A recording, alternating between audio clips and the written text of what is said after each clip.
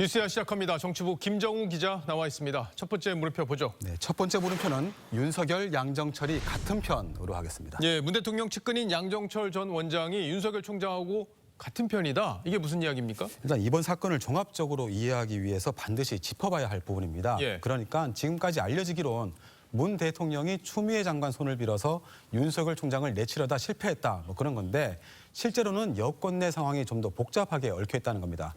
두 가지 눈여겨볼 포인트가 있는데요. 어제 대통령이 발빠르게 사과한 것, 그리고 지난주 징계안을 제거하면서 재량이 없다고 말한 부분입니다. 예. 검사 징계법에 따라서 법무부 장관이 징계 제청을 하면 대통령은 재량 없이 징계안을 그대로 제거하고 집행하게 됩니다.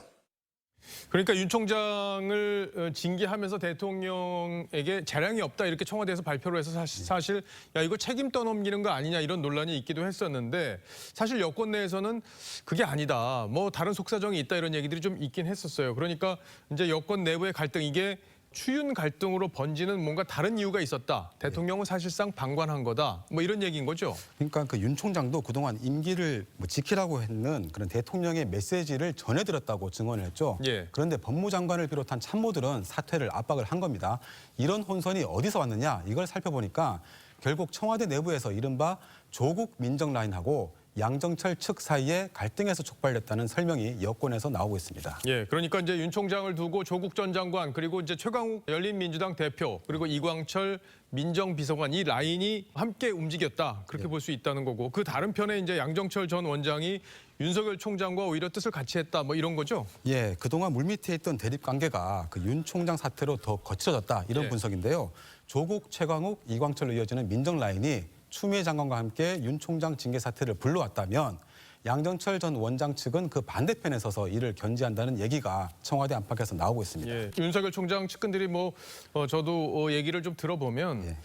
자신이 이제 대통령이나 정권을 직접 공격할 목적으로 무리한 수사를 할 생각은 없다. 뭐 이렇게 얘기했다는 얘기들이 좀 흘러나오고 있어요. 어떻게 보면 이제 문 대통령과의 직접적인 대립 이게 아니라 조국 전 장관 세력과의 대립 이렇게 볼 수 있다는 거군요. 예, 그 와중에 그 최근 낙곰수 출신이죠. 그 주진우 기자하고 김용민 씨가 마침 양정철 윤석열 회동 의혹을 두고 공방을 벌인 것도 같은 맥락에서 볼 수 있겠습니다. 예. 그 김용민 씨 말을 보면 윤 총장이 총장 후보로 거론이 될 때 양정철 전 원장과 만났고 그 자리에서 주진우 기자가 동석을 해서 윤 총장을 향해서 양 전 원장에게 충성 맹세를 하라고 했다. 뭐 이런 주장을 했죠. 그랬죠. 근데 주진우 기자는 일단 뭐 그런 자리가 없었다 이렇게 부인을 했는데 저희가 취재한 결과에 따르면 양정철, 윤석열 두 사람을 소개해 준 게 주진우 기자일 가능성이 아주 높습니다. 주진우 기자가 소개를 해줬다 예. 그런 거군요. 예. 자, 물론 여권 내 이제 권력 투쟁이 이번 이제 추윤 갈등을 촉발시킨 측면이 있을 수도 있지만 그래도 잘 이해가 안 가는 부분이 있어요. 문 대통령 이런 상황을 왜 지켜보기만 했을까 하는 거잖아요. 그래서 그 문 대통령이 메신저를 따로 보내서 임기를 채우라고 했을 때 예. 그 국회에서 증언을 이제 윤 총장이 했잖아요. 그런데 추 장관은 그럴 리가 없다고 했습니다. 그러니까 대통령이 검찰총장과 소통하는 민정 라인이 아니라 다른 라인을 가동했을 가능성이 높은 겁니다. 예. 문 대통령이 조국 전 장관 세력의 말을 존중할 수밖에 없는 뭐 그런 사정이 있지 않겠느냐. 그런 추정이 그래서 나오고 있습니다. 예, 뭐 그런 추정에 대해서 속사정에 대해서는 여러 가지 얘기들이 지금 정치권에서 흘러다니고 있죠.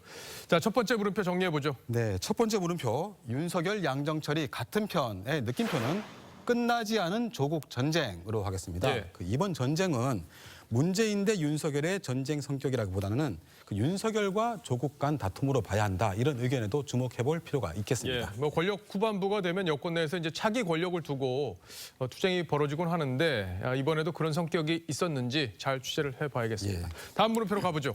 네, 두 번째 물음표는 김종인 임기 연장의 꿈으로 하겠습니다. 예, 김종인 위원장 임기가 내년 4월 재보궐까지다 이렇게 좀 예. 규정이 돼 있는 건데 이걸 연장한다 뭐 이런 얘기가 나오는 건가요? 엄밀히 말하면 연장이 아니라 예. 정식 당 대표로 사실상 추대되는 방안이 최근 국민의힘 내부에서 거론이 되고 있습니다. 아, 그래요? 예. 예. 4월에 임기가 끝나면 전당대회를 통해서 당 대표를 선출해야 되는데 서울과 부산 선거에서 성과를 거둘 경우에 김종인 체제를 그대로 지속하는 게 내후년 대선을 위해서도 맞는 게 아니냐 이런 주장입니다. 예.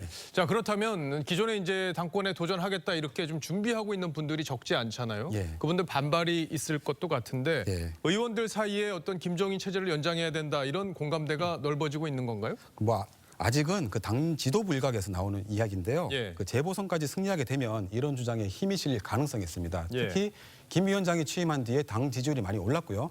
호남과 중도로의 외연 확장에도 어느 정도 성과가 있었기 때문에 차기 대선에서도 김 위원장의 역할이 필요하다 이런 이야기가 야권에서 적지 않게 나오는 게 사실입니다. 예, 그러니까 본인이 출마하는 것보다는 본인이 킹메이킹 역할을 김종인 위원장이 해야 되지 않겠느냐 이런 얘기가 나온다는 예, 거잖아요. 맞습니다. 그래서 예. 그 최근 국민의힘 핵심 관계자를 저희가 만났는데 다음 당대표 후보군으로 거론되는 인사들의 이름을 그냥 쭉 불러주면서 대선을 치를 당의 간판으로 김종인보다 나은 사람이 있냐 이런 논리였습니다. 예. 예. 자, 김종인 위원장 그럼 어떤 입장인지 좀 들어봤습니까? 일단 내년 4월 보궐선거를 마치면 자연인으로 돌아가겠다 이런 입장을 계속 유지하고 있습니다. 예. 예. 나는 그 임기위원장이라는 얘기는 들어본 적이 없어요.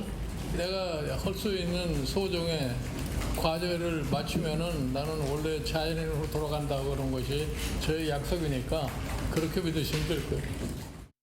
뭐 정치라는 게 하고 싶어도 못할 때가 있고 또 떠나고 싶어도 못 떠날 때가 있는 법이죠. 예. 두 번째 물음표도 정리해보죠. 네, 두 번째 물음표 김종인 임기 연장의 꿈의 느낌표는 특채 다음엔 공채로 하겠습니다. 예. 그 기업으로 치면 비대위원장 자리는 사실상 특채이고 그리고 당대표는 공채로 볼 수 있겠죠. 총선 완패 이후에 비상시기에 맡은 당을 대선 때까지 이끌려면 재보선이라는 시험부터 통과하고 전당대회를 통해서 새 대표가 되는 게 순리라고 생각해서 골라봤습니다. 예. 잘 들었습니다. 지금까지 김정우 기자였습니다.